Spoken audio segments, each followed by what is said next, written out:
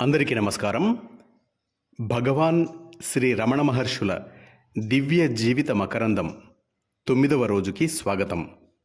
మొదటి ప్రకరణం జీవితములో 10వ అంశం భగవాన్ శ్రీ రమణ మహర్షి. అరుణాచలేశ్వరుని దర్శించిన నాటి నుండి మౌన నిష్టలో ఉంటూ బ్రాహ్మణ పరదేశిగా బ్రాహ్మణ స్వామిగా పిలువబడ్డ వెంకటరామను అప్పటి నుండి అనగా 1907 నవంబర్ నుండి భగవాన్ శ్రీ రమణ మహర్షిగా ప్రఖ్యాతి పొందారు.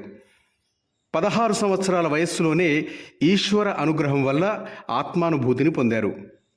శ్రీ రమణులు ఆ ఆత్మజ్ఞానం స్థిరపడి సహజం కావడానికి అరుణాచలంలో ఏకాంతవాసంలో మౌన నిష్టలో 1896 సెప్టెంబరు నుండి 1907 వరకు సుమారు 11 సంవత్సరాలు ఉన్నారు.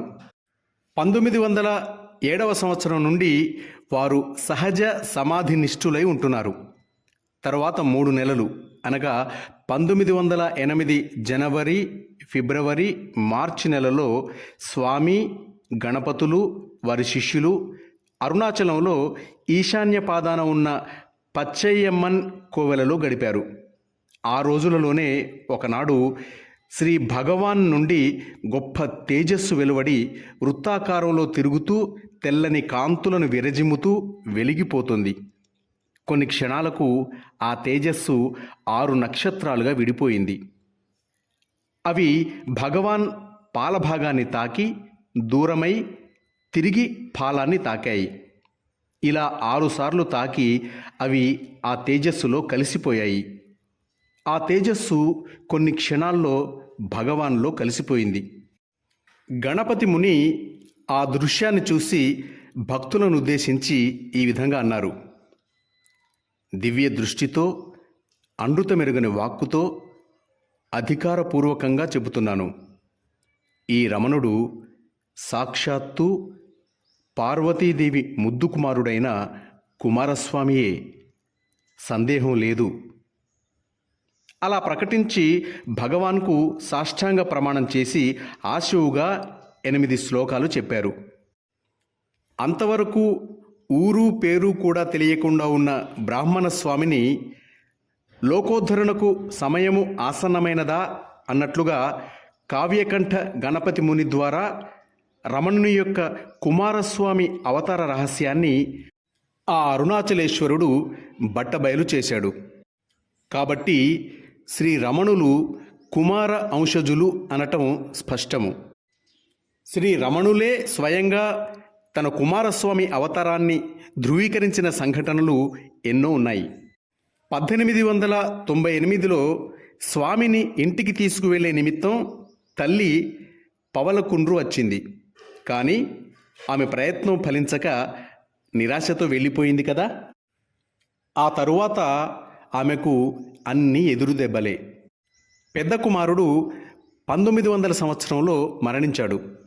ఆవిడ పొందిన దుఃఖం వర్ణించటం ఎవరి తరం కాదు. భర్తను, పెద్ద కుమారుణ్ణి పోగొట్టుకుంది. 2వ కుమారుడు సన్యాసి. 3వ కుమారుడు నాగసుందరం 14 ఏళ్ల బాలుడు. అయినను అతడు కుటుంబ భారం మోయటానికి దేవస్థానంలో గుమాస్తాగా చేరాడు.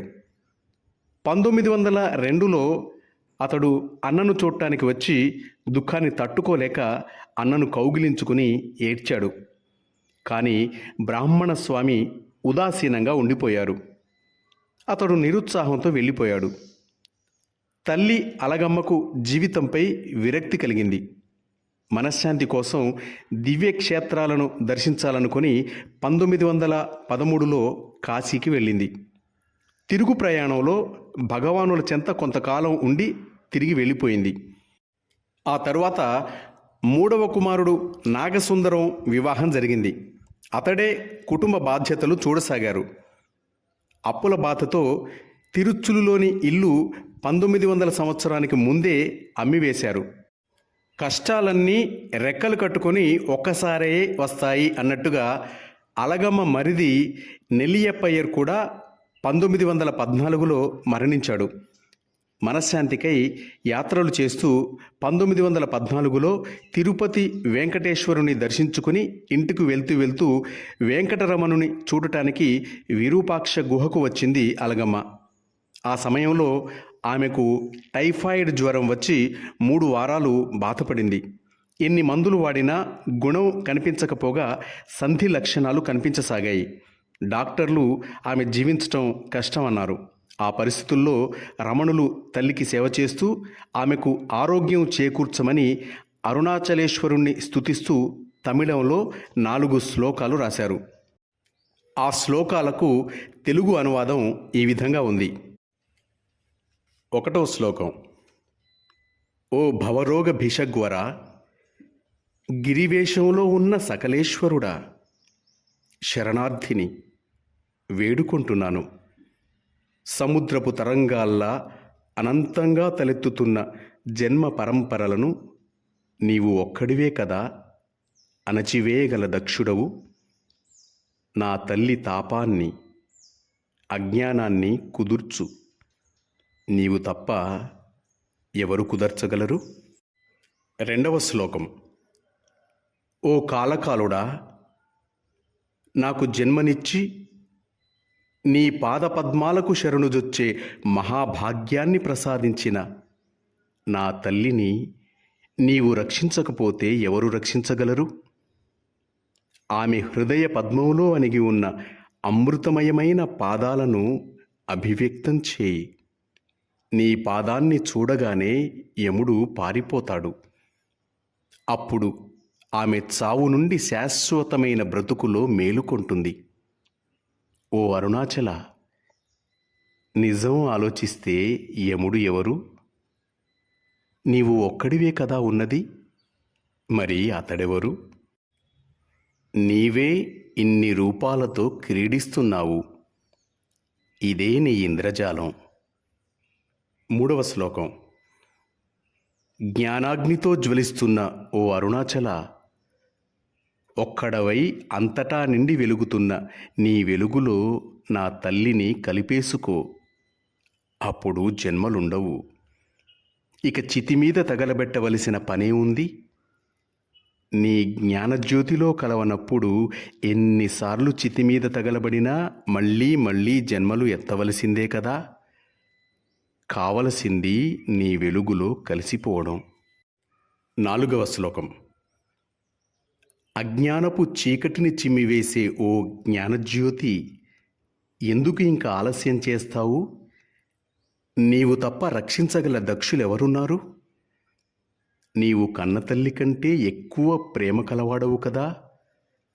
భక్తులను ఘోర సంసార సాగరం నుండి ఉద్ధరించడానికి కంకణం ధరించావు కదా. నేను నీ పాదాలకు పూర్ణార్పణ అయ్యాను కదా. ఇప్పుడు నా తల్లిని రక్షింపవేమి? అరుణాచలేశ్వరుని అనుగ్రహం వల్ల వ్యాధి తగ్గి అలగమ్మకు ఆరోగ్యం చేకూరింది. ఆశ్రమవాసులకు బరువుగా ఉండడానికి ఇష్టపడక ఆమె ఇంటికి అంటే మానామధురకు వెళ్ళిపోయింది. అక్కడ ఆమెకు మరొక కష్టం ఎదురైంది. 1915లో 3వ కుమారుడు నాగసుందరం భార్య మంగళమ్మాల్ పసిబిడ్డను వదిలి హఠాత్తుగా మరణించింది. ఆ బిడ్డ తల్లి లేనివాడయ్యాడు. అతన్ని ఎలా పెంచాలి? తనకా శక్తి లేదు. నాగసుందరానికి ఆ బాలుని పెంపకం పెద్ద సమస్యగా తోచింది. తోడబుట్టిన చెల్లెలు అలమేలమ్మ దగ్గర ఆ బాలుని వదిలిపెట్టారు. ఈ పరిస్థితులకు తట్టుకొని అలగమ్మ ఇంటి వద్ద ఉండలేకపోయింది.